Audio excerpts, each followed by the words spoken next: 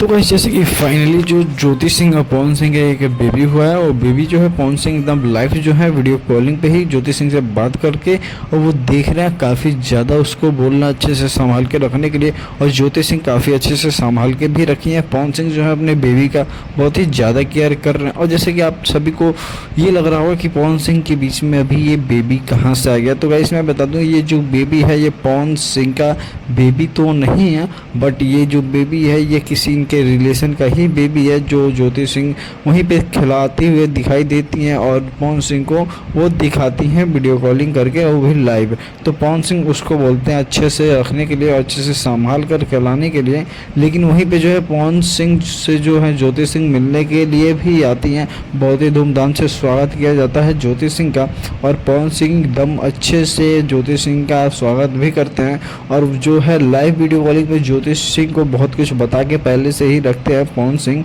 वही चीज़ आते हुए ज्योति सिंह भी अपने स्वागत के टाइम में बोलती हैं। और ये गाइस मैं बता दूं अगर ये वीडियो आप लोगों को कैसी लगी कमेंट करके जरूर बताएं, बाकी चैनल को सब्सक्राइब करके घंटी कॉल पे